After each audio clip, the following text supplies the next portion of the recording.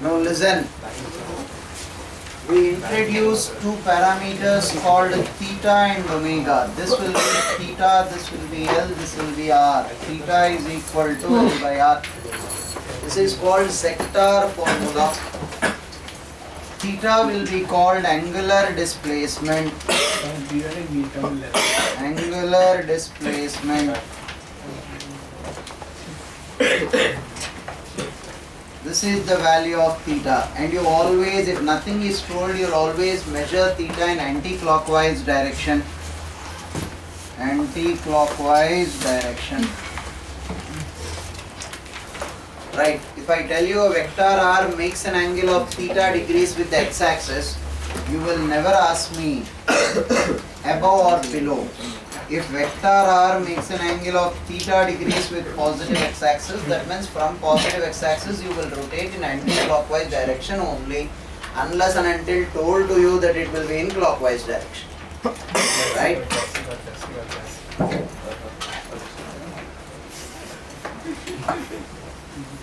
Theta is called the angular displacement. Omega will be called angular velocity. This will be d theta by dt. Obviously, rate of change of angular displacement will be angular velocity. SI units of this will be radians per second. Generally in the problems they will give you RPM. That means this is not radians, it is in revolutions per minute. How do you one revolution will be 2 pi radians. So how do you convert it into radians per second? 1 RPM will be 2 pi by 60 radians per second. 1 RPM. RPM is revolutions per minute. Suppose he give you revolutions per second, RPS, then it will be 2 pi radians per second. Right? Then we define alpha, angular acceleration.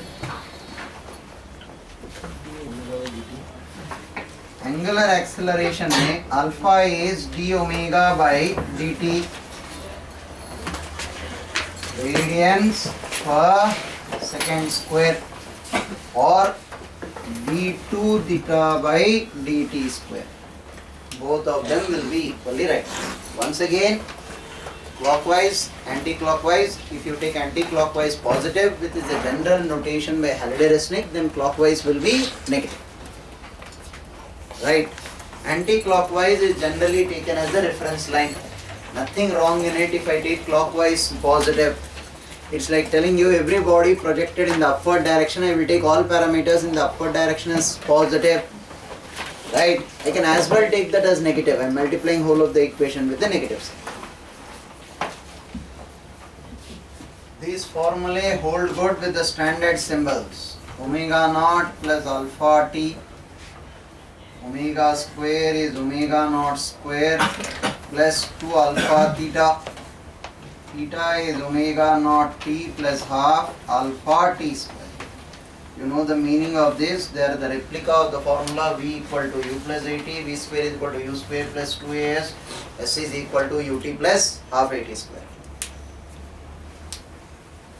Acceleration must be constant, alpha must be constant. If alpha is varying, then this will not be applicable. So the velocity is constantly varying the direction. Omega. Omega will remain the same. And listen, these vectors are sometimes are referred to as pseudo vectors, omega and alpha. Why? Have a look at it. This is what we call as omega.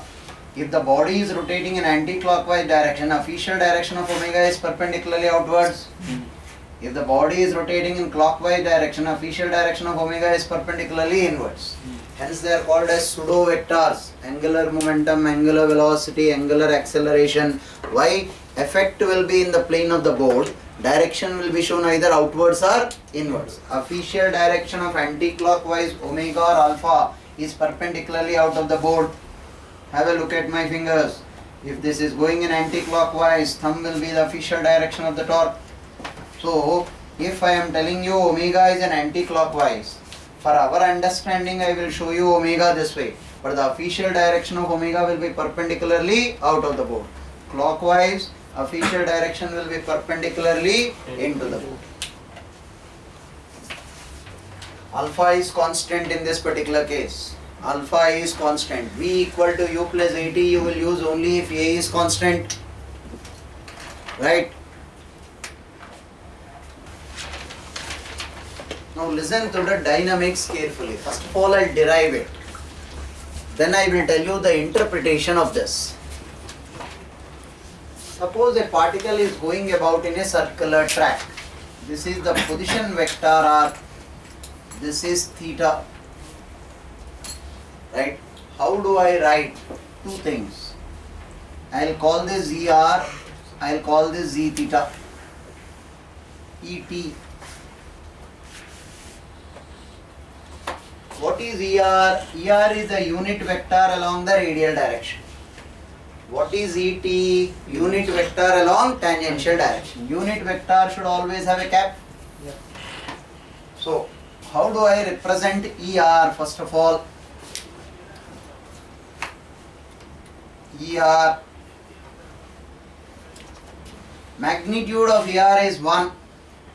If this is theta, this will be theta. So 1 cos theta I cap plus 1 sin theta j cap. Magnitude of this vector is 1. 1 cos theta I cap, 1 sin theta j cap. Are we all okay with it? Yeah. What will ET look like? Minus ET, this is theta, this will be theta. ET is minus sin theta I cap. ET is 1 sin theta I cap with a negative sign plus cos theta j cap. See if all of you are convinced. ET magnitude is 1. Its component here will be 1 sin theta minus I cap 1 cos theta j cap. Now when I want to define this position of a particle here using the position vector, this is the origin. How do I write R as? R will be magnitude of R into the unit vector of R. R will be magnitude and direction. Agreed? The magnitude I will represent it as small r without the arrow. Direction I will write it as cos theta I cap plus sin theta j cap. If I differentiate this dr by dt, I will get the velocity. Remember, I am differentiating the position vector along with the direction. I am differentiating the position vector along with the direction. This will be d by dt r cos theta I cap plus sin theta j cap. R differentiation of cos theta with respect to t is minus sin theta d theta by dt I cap. Differentiation of sin theta with respect to t cos theta d theta by dt j cap. All that you have done is differentiation. D theta by dt will be omega, which I am bringing it out, minus sin theta I cap plus cos theta j cap. Minus sin theta I cap plus cos theta j cap. Right? R omega. Can you recognize this? You have taken the position vector along the radial direction, and on differentiating you are getting this along the tangential direction. That means whenever a particle is going about in a circular track, the velocity, if the body is rotating in anti-clockwise direction, velocity will be r omega with respect to the center of the circle. You have taken the center of the circle to be the origin. This should be r omega. Agreed? Yeah. And that will be along the tangential direction. Right? To understand the acceleration, I will have to differentiate this. I need space. Take it down till here.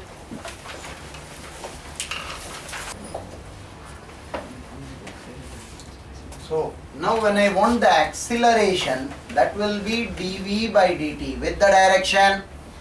Do not forget directions. Till now in kinematics, Newton's laws for me, we never bothered much about representing of direction because I know acceleration will be along the force.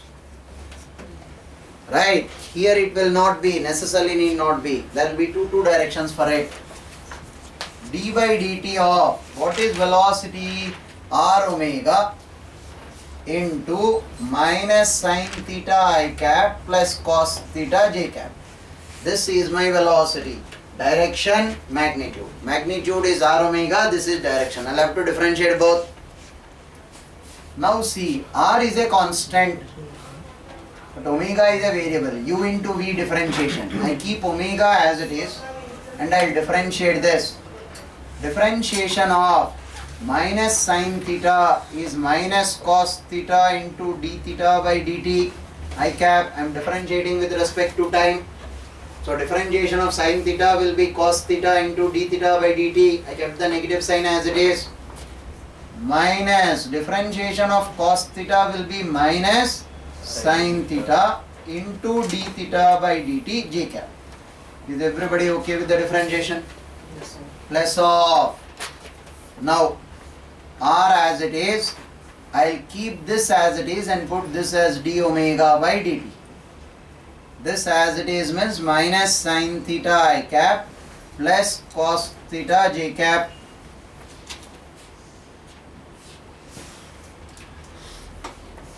R, this is omega. D theta by dt, if I bring it out, it will be omega square, right? Minus of cos theta I cap sin theta j cap. Cos theta I cap plus sin theta j cap. Refer to what you have written for ER. Yeah, cap. ER cap. Plus of R alpha d omega by dt will be alpha. This is ET. D omega by dt will be alpha. This R I brought it out. R omega square ER with a negative sign plus R alpha ET with a positive sign. This is the net acceleration for a particle going about in a circular track. That means I will have acceleration along the radial direction. I will have acceleration along the tangential direction. Negative sign tells me that the acceleration will be radially inwards. This will be technically called as centripetal acceleration. This will be technically referred to as tangential acceleration. There are two accelerations as far as circular motion is concerned. Without this I will never have a circular motion. Without this I can have circular motion. I will explain. Take it down. I have a question. So in this thing, like why, like ER is constantly changing, right? ER is Constantly, or ER is also constantly changing, no? So how come like we don't take that into account? you take that measure. How with You omega? have differentiated this then what? But like if you have to calculate the acceleration over a period of time, and even ER will change, no? Like Obviously it can. We don't have an issue. We have found out in a short time interval dt at that instant. okay. The direction changes. It will also change. So that will be A vector, right? A vector obviously. We to draw. No, down below. Obviously. Yeah.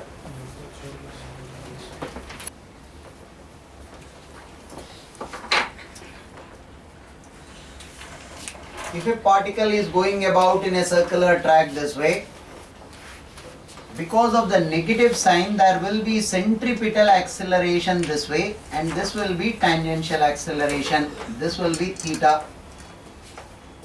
Centripetal acceleration will be acting towards the center. Centripetal acceleration will be acting towards the center. Value will be equal to r omega square. Tangential acceleration will be r alpha along the tangential direction. Hence, these are the two accelerations. See, you will have acceleration only if there is a force. You will have acceleration only if there is a force. These are the two accelerations required for a body to go about in a circular track. Agreed? Now, AC will be written as R omega square. When you started the problem and you calculated velocity, you told me V was R omega.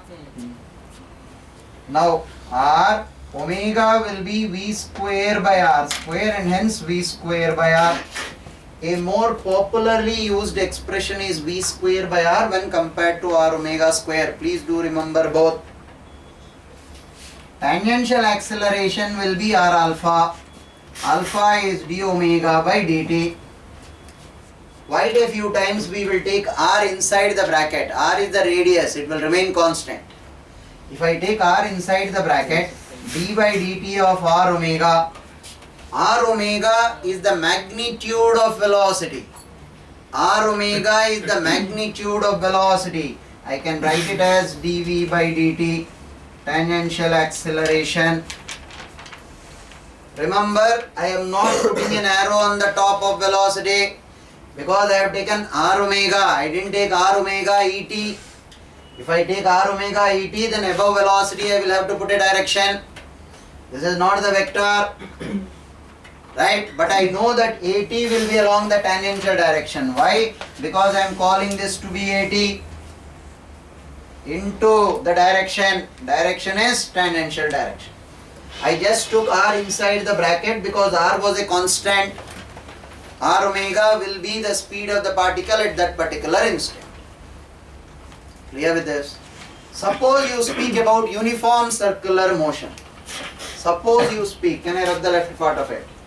Suppose you speak about the uniform circular motion. That means omega will be constant for uniform circular motion. Omega is constant. If omega is constant, d omega by dt will be 0. Implies tangential acceleration will be 0. We are perfectly okay with it. If omega is constant, there is only one acceleration acting on it, centripetal acceleration, v square by r or r omega square. Any one will do. If a particle should go about in a circular track, it cannot go in a circular track without centripetal acceleration. If a particle should go about in a circular track, it cannot go in a circular track without centripetal acceleration. Centripetal acceleration is mandatory. Tangential acceleration is not compulsory. It can go about with uniform angular velocity. It can go about with uniform angular velocity, for which tangential acceleration will become 0. Clear with that? How do you want us to visualize this? Have a look at it. I'll show it on the board. Take it down to you. Sure. Anyway, so like when a body is moving, how does the acceleration also exactly changes direction? Like towards the center, always, throughout all positions?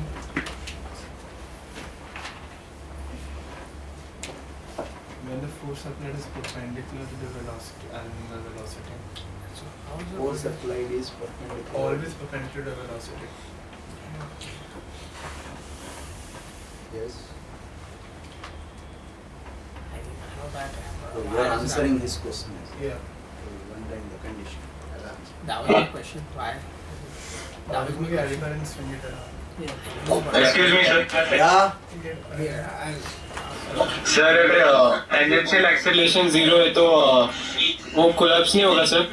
Next, centripetal, it can have uniform angular velocity. Omega will be constant. R is constant. So centripetal acceleration can be constant.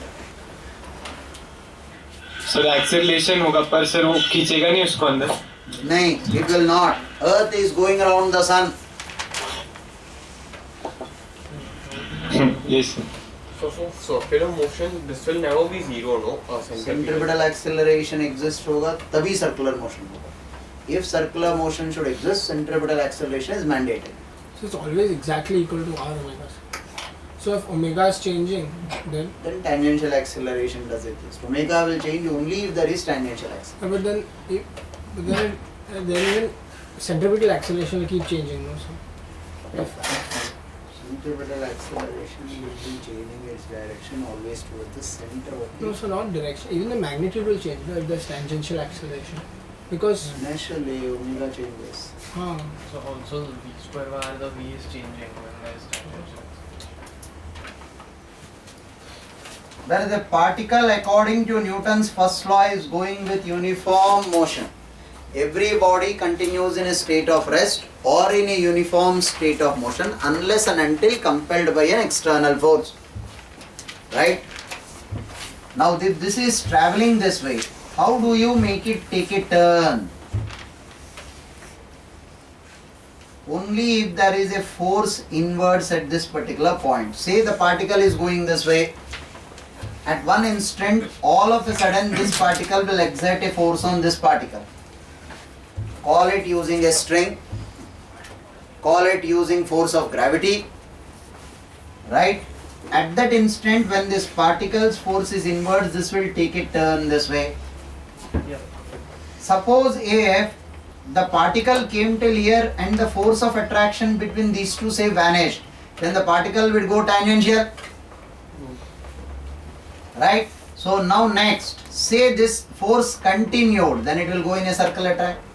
This force continued, it will go in a circular track and the particle will complete a circle. We have done the back calculation, we have found the accelerations first. Centripetal force is not a force, MA cannot be a force. There should be a force which provides the required centripetal force. It may be gravitational force, it may be tension, it may be electrostatic force, it can be electromagnetic force, so on and so forth. There should be some external force which provides the required centripetal force. Only then the particle goes about in a circular track. Here if I tie a stone to a string, this tension provides the required centripetal force. Once this is tied, I give a velocity this way. The tension provides the required centripetal force at every particular stage. Only then the particle will go about in a circular track. If ever the centripetal force vanishes, the string snaps, the particle will fly off tangential to that particular point. Newton's first law will come into the picture. Every particle continues in a state of rest or in a uniform state of motion unless and until compelled by an external force. Till when there is a centripetal force being provided, the particle will keep turning. It will maintain a constant radius. Once again, variable radius is possible, which we will come to at a much later stage. Firstly, the dynamics. You need centripetal force for a particle to go about in a circular track. The centripetal force should be an external force. Somebody having a scale. This is a horizontal plane and an eraser is kept this way. This moves this way makes sense to me because now I understand friction acts on the eraser in this particular direction. So this is going in the forward direction, backward direction. What is pulling the eraser? Friction. Now suppose I tell you I am rotating this with an angular velocity omega this way. What is providing the required centripetal force for this particular body to go about in a circular track? Friction. There should be an external force which provides the required centripetal force. That external force is friction on this. Only then this will go about in a circular track. Are you able to visualize this? Yes. Friction provides the required centripetal force. What if I try to make it accelerate and increase even omega? So that means linear speed of the particle at different points will be different. Which force is providing that? Once again, friction. So friction provides both the centripetal as well as tangential force on this particular body. So at any instant, like the motion of that particular, like where the eraser is kept, is at that particular instance always straight, right, tangential to. So even the relative motion, there is no relative motion because friction acts, but even like it's tending to move forward only, so friction should only act directly back. How does it act? The eraser is moving this way. Yeah. Friction is making the eraser go forward. No, even when it's moving in a circle. At any particular instant, like you can consider the motion to be like at a tangent, no?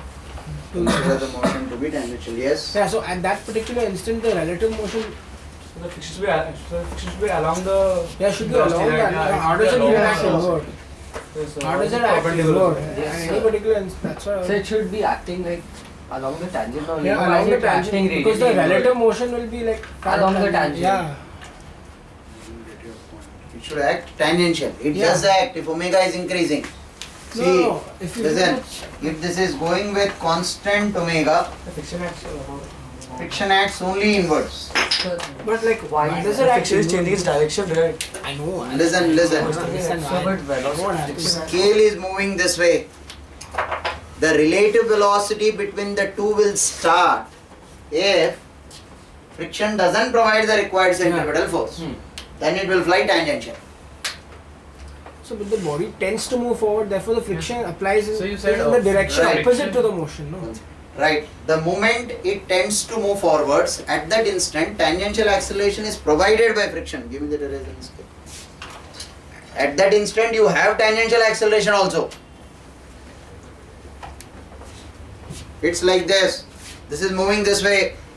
So now friction is acting only in the forward direction. The moment I try to turn this way, right? Friction not only provides the tangential but also centripetal. If it doesn't provide the centripetal, it will tend to move outwards. Right? It is moving this way, I don't have an issue. Friction is acting forward. But suppose I kept it at rest and now started rotating. Now when it was at rest and it started moving, in that small time interval there was a tangential force on it. But at the same time, when it started rotating, if it doesn't provide centripetal force, this will tend to move outwards. Is that clear? It slips outwards. Suppose, in our childhood we used to play with these water bottles this way. One second. The cap of this water bottle is open. The water inside should go about in a circular track. The normal force exerted by the lower bottom on the water will provide the required centripetal force. If it is not in a position to provide, then water will spill. If I invert the bottle, water will fall. That I don't need to show you. But suppose I make this rotate.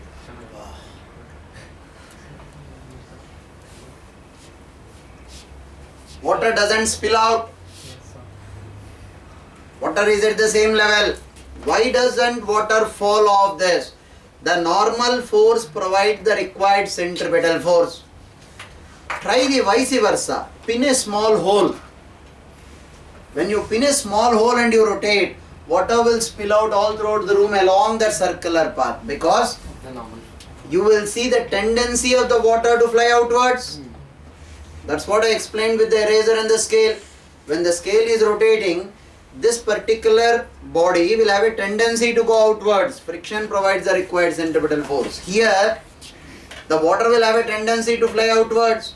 The normal force between the two will provide the required centripetal force. If it doesn't provide, then the water spills out. How do you see that?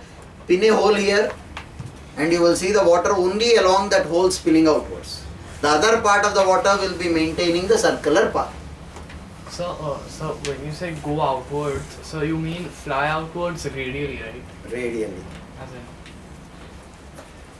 So you said that friction opposes relative velocity. So when we start to move, the relative velocity is along the Tangential. So It has. So Friction should friction also acts be in that direction. Directly tangential. First when you make it move, you kept a eraser. It was at rest. You started moving. 0 to V, you moved. So tangential force was provided by friction. yes, sir, but there was no relative tendency to move relative motion in the centripetal direction, right? It will have once this is if this is moving this way, no centripetal. Once this is turning, obviously centripetal force comes into picture. Or like for any small interval dt, like very small, you can consider to be almost horizontal, the Right. velocity. So at that time interval dt, there should be no friction tangential, no? Because the motion No friction, horizontal. centripetal. Sorry, no centripetal. At the initial start it will not. Not As only it is moving this initial, way. At any time interval dt, like When this is moving this way, there is no centripetal acceleration. But when this starts rotating, if friction doesn't provide the centripetal force, the body will tend to slide outwards. Agreed? Yeah. That's it. So this tendency to move outwards is opposed by friction. So the resultant of friction acts in which direction? Resultant of AC and AT. Okay, sir. Resultant, the net friction Sir? will act along the resultant of AC and AT. So that should oppose the relative velocity. Right. Huh? So will we call the opposite force for the centrifugal? Don't introduce that. Or is it some other force? Centrifugal is a pseudo force. We'll introduce that and then right now we will solve all the problems. What will be the opposite? Right now we will solve all the problems using centripetal. Centrifugal will come at the end. It is a pseudo force. If you are solving the problem with respect to a body which is rotating, then alone centrifugal will come. Okay, sir. Sir, Ah, sir, for example, if we are tied a string to a ball and then we are rotating it, then instead of that circular, like the circular motion in one string, we are like moving it upwards. We are like moving it upwards and downwards along the sphere ka surface. Like, sir, so what's the phenomena there? we will explain that slightly at a later stage. We'll take one more lecture to come till there. Okay. Now listen. A standard example that is given for providing the centripetal force is when a vehicle is taking a turn on a particular road. If the vehicle is taking a turn, the road is going perpendicularly inwards. Horizontal road. Right? If it is a horizontal road, if the road is horizontal, then friction must provide the required centripetal force. mv square by r will be centripetal force. It is not a force on its own. There should be an external force which provides that. Friction will be mu mg, the maximum friction that you can provide. M v maximum whole square by r. Once I am using whole of the friction, the velocity will be maximum. Right? V maximum is equal to root over of mu rg.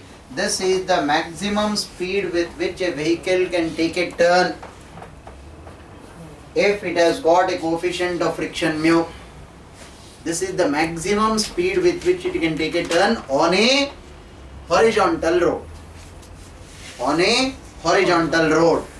This is the reason why roads are banked. The outer side of the road is raised so that can provide the required centripetal force. This is called banking of a road. Interestingly enough, we don't want to use much of friction between the tires and the ground because the wear and tear for the tire will become more. Hence, when you bank a road to an angle theta, you are raising the outer side so that the component of normal force will provide the required centripetal force. This is n sin theta, this is n cos theta. You have banked the road, raised the road is going perpendicularly into the board. Component of n sin theta will be acting inwards. That provides the required centripetal force. N sin theta will be mv square by r and n cos theta will be equal to mg. Tan theta is equal to v square by rg. On any banked road there will be a speed limit specified.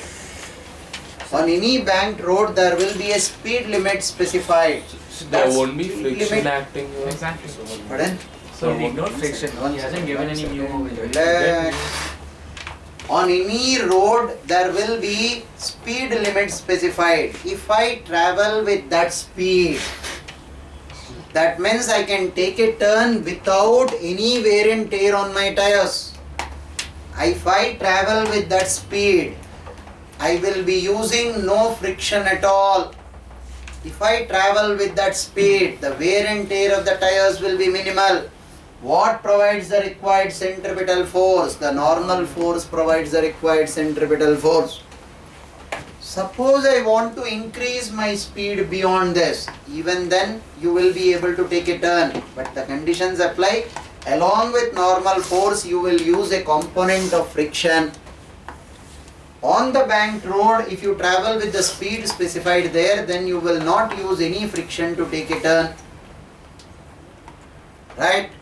So, I don't understand. So, since the Sir, 1 second. sir. 1 second, wait. so since the car is moving, so anyways there will be friction acting on it. If it is accelerating in this direction, you will have friction only in this direction. Suppose while accelerating in this direction, you want to take a turn. Along with tangential, friction will have to provide even centripetal. So you are avoiding the usage of centripetal by using a component of normal force when the road is banked. So, but tangential accelerations, tangential like the centripetal force, the frictional force in the forward direction still has to act, right?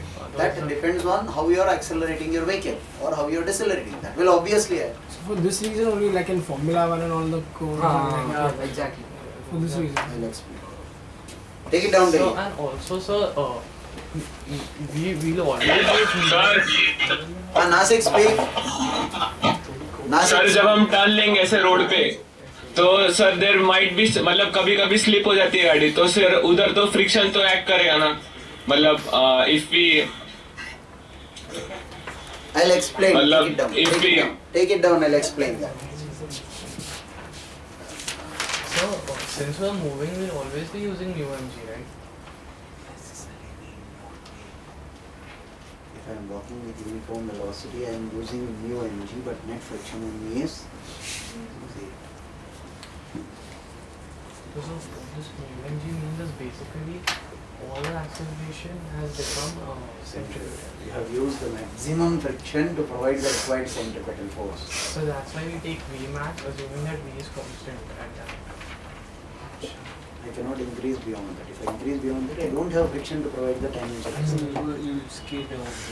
So if the body is accelerating tangentially also, this value will be less, right?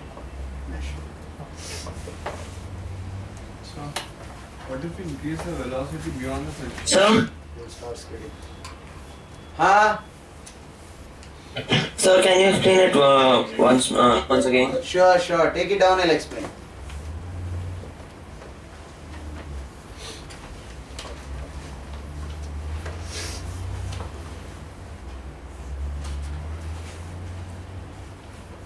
So this velocity which is given in the banked road, if we travel with this, we won't be using any friction. But if we travel with a velocity No, we will not be using any friction to To provide the centripetal force. Tangential depends on whether you want to accelerate Sir. while taking it or not.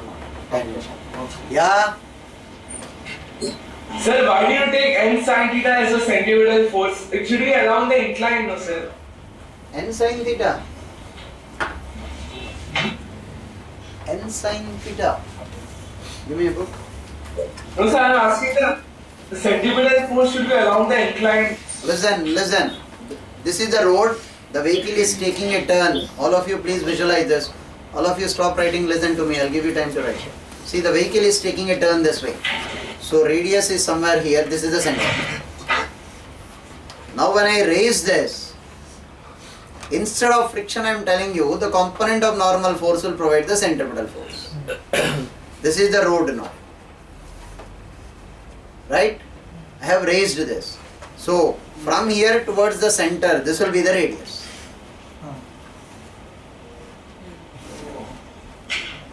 Yes or no? All of you. Yes sir, yes sir. Now listen to one more important thing. The NASIK student was asking this. All of you please concentrate. Quite a few of your doubts will be cleared in this. Suppose I am walking. Please pay attention here. I push the ground with a force less than mu n. My leg will not slip. Say mu n between my leg and the ground is 10 Newton. I apply 5 Newton of a force, I'll get back 5 Newton of a force. My leg will not slip. I'll pick up my leg comfortably. While you're walking, observe this.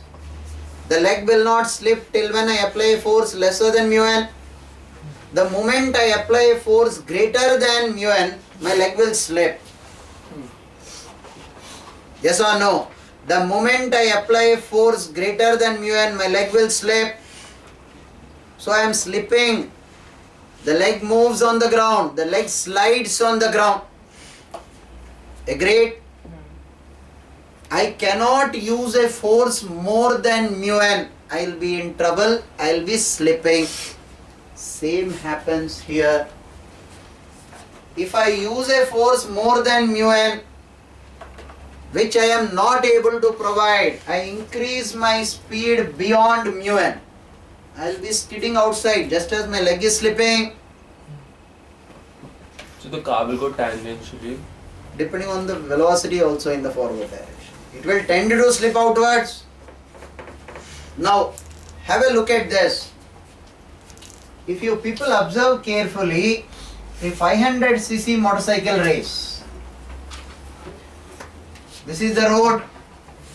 I am not speaking about the car race, I am speaking about a motorcycle race. Specifically, the example is taken so that you understand how we use friction. In a car race, after every 7 laps, if I am right, they will change the tires. Why? First point, they get overheated tires. Why do they get overheated? You are using friction not only to accelerate in the tangential direction, but also to accelerate in the centripetal direction. Both accelerations are provided by friction. That's why after 4 to 5 laps, they change the tires. In a 500cc motorcycle race, where comparable speeds are maintained, they don't need to change the tires. Look at what the driver does. The tire will have sufficient width. You are using 2 different parts of the tires to provide the required acceleration. When you are accelerating straight, you are using the center of the tire.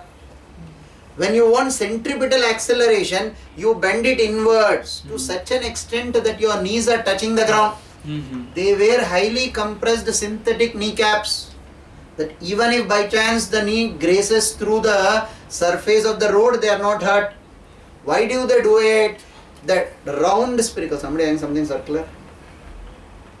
Kada. Give a watch. Or friendship bands. Yeah, this will do. Have a look at it. Now the central part of it is used to accelerate this way.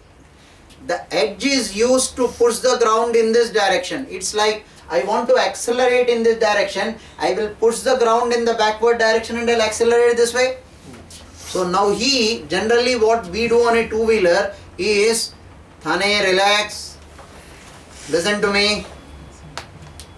Generally what do we do on a two-wheeler is, we don't bend inwards. We bend inwards, the person sitting behind will die of a heartbreak.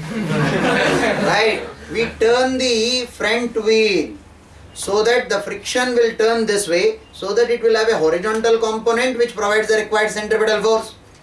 Even on a car steering, when you turn the steering, the wheels will turn this way, because that will provide a horizontal acceleration for the car to go about in a circular track. In a two-wheeler, this 500cc race, what do? They will use this edge. They will bend it so much inwards such that they are pushing the ground in this direction, which provides the frictional force inwards, which will be the centripetal force. They are using 2 different parts of the tires, this one and this one. The edge is used to take a turn so that the heat is also dissipated in different parts of the tires. They can avoid the time loss for changing the tires, and hence they use 2 different parts of the tires. That's why they'll be very swift in turning. They turn this way, they'll bend it inwards, immediately they turn the other side, they'll bend it the other side. So both sides of the edges are used. And I want to take a turn this way, I need a centripetal force this way, I will have to push the ground this way. That's why they'll bend the tire this way, push it this way and move inwards. That's what is a circular track. What is more important, if you people observe, greater the radius, greater will be the speed with which I can take a turn. That's why if you watch them, they will never come this way and take a turn. They will go to the outermost edge and they will take a turn this way. So that they are increasing the radius of their circular track. They will never leave the outer edge for their competitor. He can overtake with greater speeds there. So they'll always maintain the outer edge. They immediately bend inwards and take a turn this way. They will never come close to this road and take a turn this way. Then the radius will be small. They increase the radius to such an extent so that the maximum possible radius is taken care of. You can take a turn at the maximum possible speed. Clear? So will the radius be more like when it's just touching or when it's like completely towards the Come again. other side? Like will this radius be more or this? This radius is more. You can see. Oh, no, not compared to that one. Compared to the, like if it would just go along the, Periphery. yeah. Then it's to do more distance. You mean along this? Yeah, more No, distance that he will never do because somebody else will finish off the Yeah, race. but Undoubtedly this is good. Yeah. But look at the distance he will cover here. By then his competitor will go ahead of him. I understood that, bigger. but which radius will be more? Yeah. Obviously this will be greater because this is wider. Greater radius. That is not better. Yeah. Right? Reduce the friction and thus reduce the wear and tear. Reduce the use of friction so that wear and tear of the tires can come down. Sir, so like now these bikers, they tilt and they turn to protect their tires and all that. But like even when a normal person will ride a bicycle and he's alone, he still tends to turn and he's not saving his tires, but still he's turning. What's the reason? Tilting. What's the reason for that tilting? Showing off. He turns.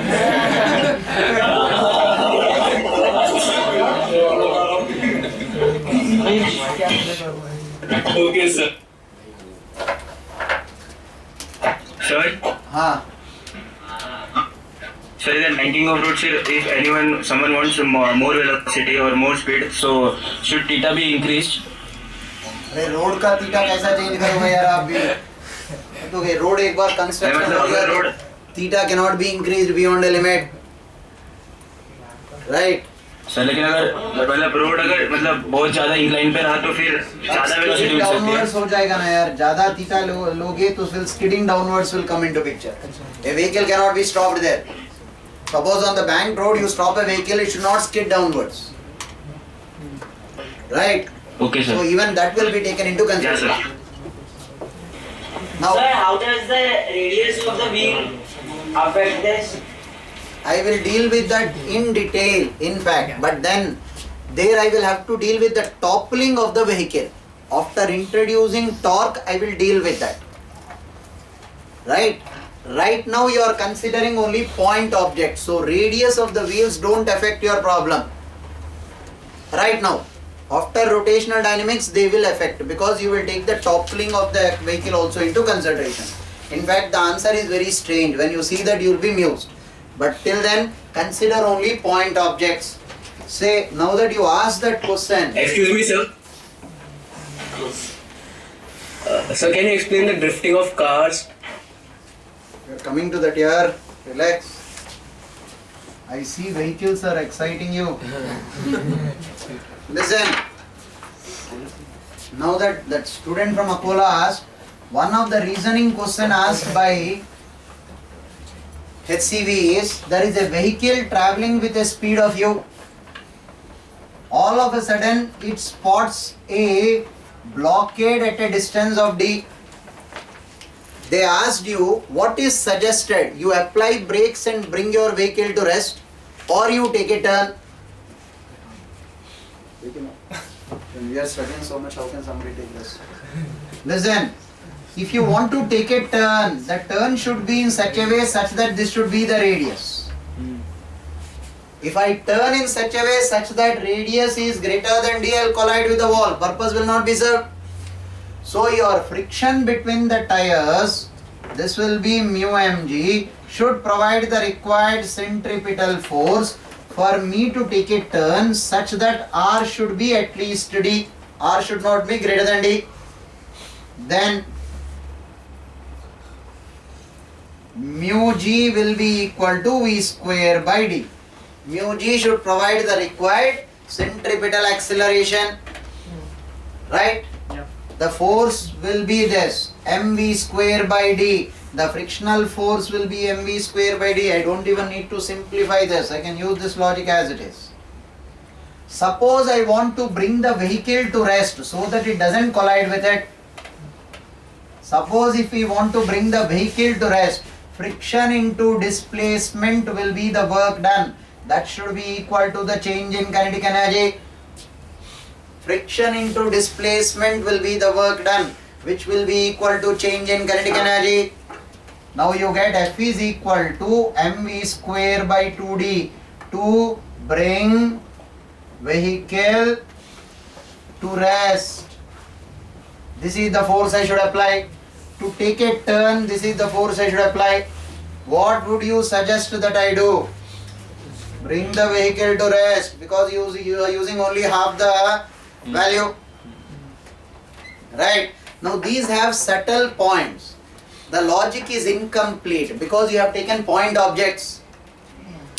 You see a heavily loaded truck, bringing it to rest is not easy. For that instance, you people might not have seen these old scooters, Bajaj Super and Bajaj Chetak. If you have ever handled this old version of Bajaj Super, I learnt driving on a scooter Bajaj Super. You know what was the weight of the vehicle? 150 kgs. Those days the engine was not placed at the center. It was placed on one side. Why? Because it was a kickstart. There was some movie in which Rishi Kapoor was using this here. I don't remember the movie's name, but the old scooter. It was those days, it was a general understanding, even if you don't know the person besides, if I am trying to place the scooter on the stand, somebody on the other side would automatically hold and help us out, because the scooters were very heavy, made of iron, and the engine was on one side. It is not at the center. Why? It was a kickstart. Motorcycle advantage, you will sit on it and you start. Scooter you cannot, you will have to kickstart it. It was on one side. So first thing the mechanic used to tell us while learning is, never ever apply the front brake unless and until it's an emergency. Because you bring the front part of the vehicle to rest. The back part of the vehicle is the heaviest part with the engine. It used to wobble. The person sitting behind will wobble this way. Why? The front vehicle comes to rest. So toppling is a phenomena which we will deal with in detail, which we are avoiding now. Right now, as a reasoning question, if you are asking me in circular motion, I will say apply brakes to bring the vehicle to rest. But then you assumed your vehicle to be point object. When the vehicle has a dimensions and weight, how the weight is distributed, what are the dimensions of the vehicle matter a lot when it comes to toppling conditions, which we will deal with while after dealing with torque. Right now, there is a reasoning question in HCV in circular motion itself. Take this down, I will come to this. Sir, sir, that like for skateboards and all, the skateboard, the people are like they are moving on a skateboard and then they have to take a turn. So that is that same as the motorcycle one? Absolutely yes.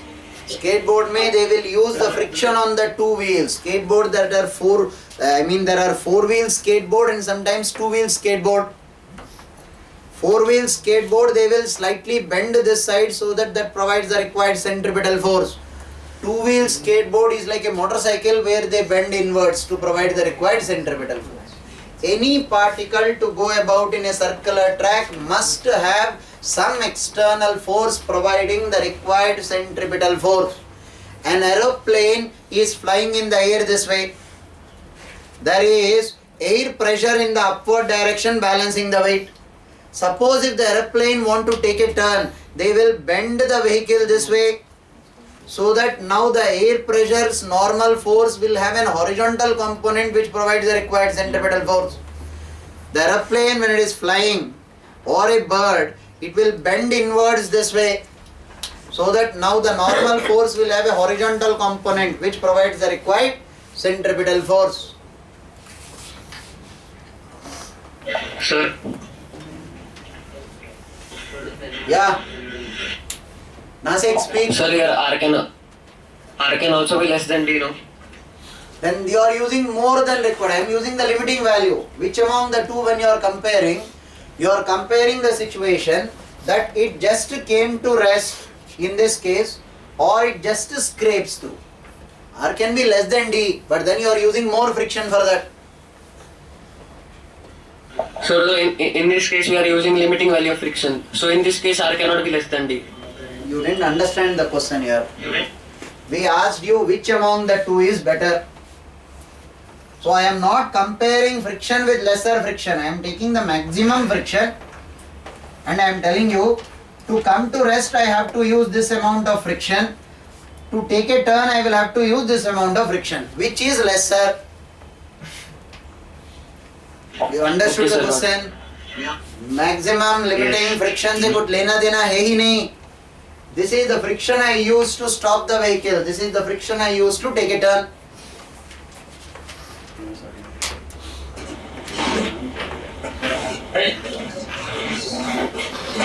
Sir, Yeah. sir, in circus shows we see that there is a conical thing like, and it is like a cone like this, and people are riding bike inside it. Sir, how is it possible? They will not skid. Sir, they will skid upwards, sir, but they It is called a death well. They go about in a circular track like this. Am I right? Yes, sir, yes, sir. No, that is called a death well. If they are going in a circular track like this, it is this normal force component which provides the required centripetal force. Sir, in this, if they skid, they will skid outwards and not inwards. Sir, why is it so? Skidding happens on both directions. If he increases his speed, he is going outwards. If he decreases his speed, he is coming inwards. Both skiddings happen. Yes, sir. Now listen.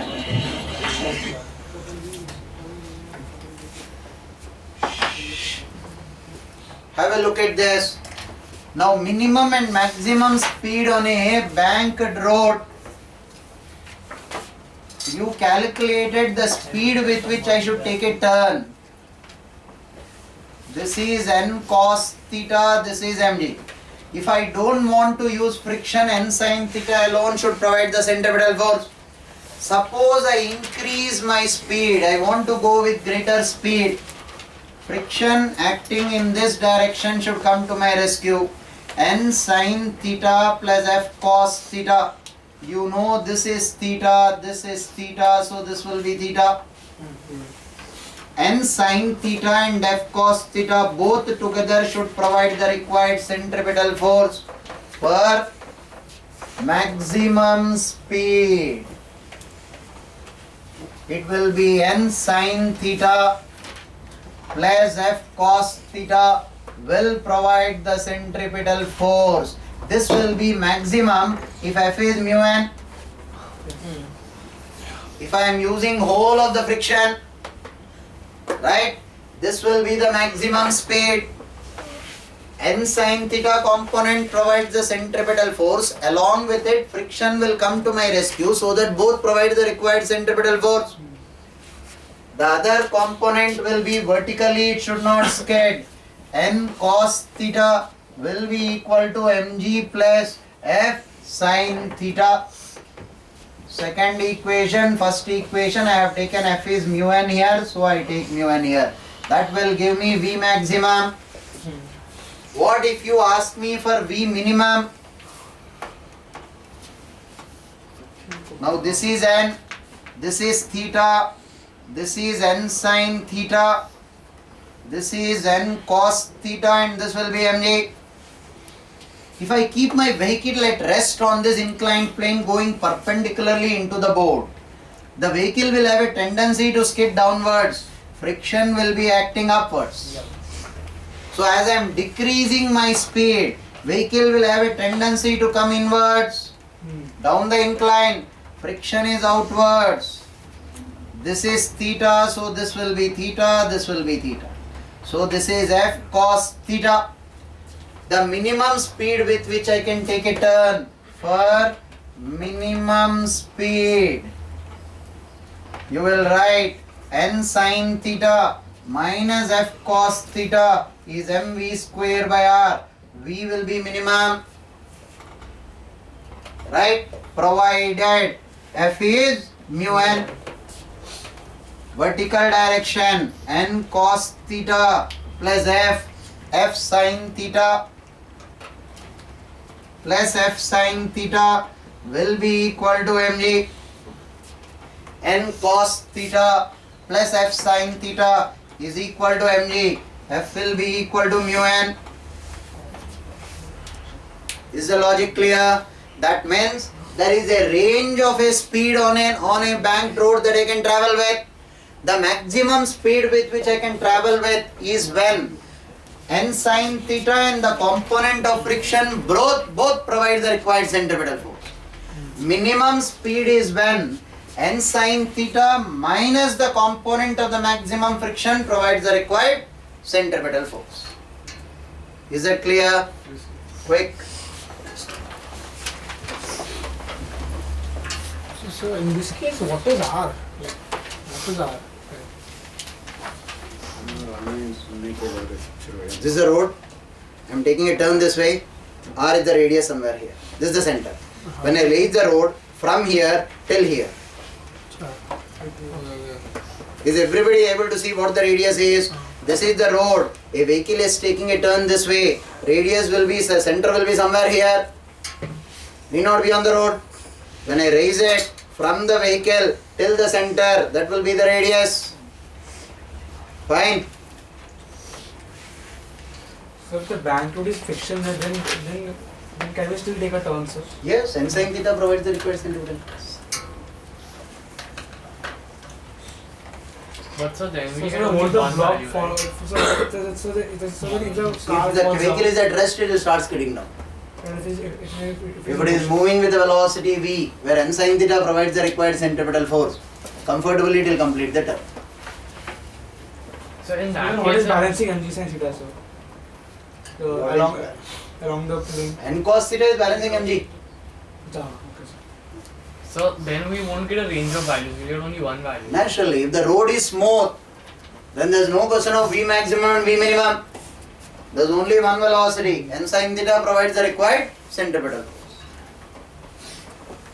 Sir, can you explain that minimum speed? Once again, I am not able to understand that. When the speed is decreasing, the vehicle will tend to slip down the incline. The vehicle is going perpendicularly into the boat. When the speed is decreasing, vehicle will tend to go this way. So friction will be upwards. Component of friction F cos theta to be subtracted from n sin theta. N sin theta minus F cos theta provides the required centripetal force. The speed will be minimum when F is equal to mu n. When the largest quantity of friction is subtracted from this. Yes, sir. Every particle goes about in a circular track only when there is some external force providing the centripetal force. Earth is going around the sun because gravity provides the centripetal force. Electrons go around the nucleus because electrostatic force of attraction provides the centripetal force. You have learnt that in Bohr's atomic model.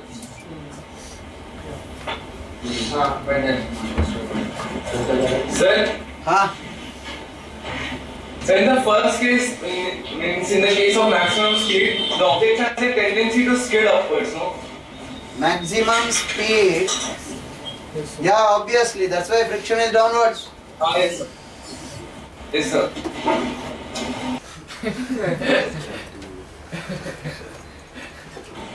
Sir, Huh? what happens in drifting? What is drifting? So when a car skids while taking the turn. We apply the brakes suddenly and the car skids. Lose the momentum. See, listen, the vehicle is going this way. They slightly turn and then apply complete brakes. The back part of the vehicle by inertia should continue to move. It will try to compress the front part and then it skids in this direction. If you want the vehicle to turn this way, you will turn the front wheels slightly and you apply brakes. This vehicle will naturally move because the back part of the vehicle by inertia should continue to move. It cannot come to rest. So it skids to the other direction. Don't try all this here. Somewhere in your mind you have an idea of doing it. On Bombay Road, safest way is to keep going straight. So greater the angle of that road and the incline, the faster the car can go, right? Once again say that. The greater the angle between the road and the horizontal and the incline, the faster the car can go. What was the last name you were saying? The faster the car can go. Faster the car can go. Greater the angle of incline. Beyond the limit, no. Beyond the limit, the purpose will be destroyed. You are right, as theta increases, n sin theta will increase. But as theta increases beyond the limit, I will have to take the sliding condition of the road into consideration. I cannot afford to construct a road where I bank the road this way and a vehicle which comes to rest on that road is skidding downwards. So they will not increase theta beyond the limit. A vehicle, because of traffic conditions, suppose came to rest there, slowly it will start skidding down. Hence they will not increase theta beyond the limit. So what is that? If you people have ever driven on, not the present strip, the old Bandra reclamation, there it is, the road is banked very properly. You can see the banking of the road. The Bandra reclamation. Nowadays you go from down. Okay, Sir, you just said that we can increase the theta for maximum speed, but we have to ensure that the skidding of road does not take place. So, sir, can we say the maximum theta for the banking is 45 degree? Because at that the vertical and the horizontal components along the incline will be safe. Forgot what we dealt with as angle of repose. Angle at which the body starts sliding is tan theta equal to mu. That purely depends on the coefficient of friction between the tires and the road. Hence they will do theta in such a way so that the worst possible tires also don't skid downwards. Tan theta equal to mu. How can you forget that?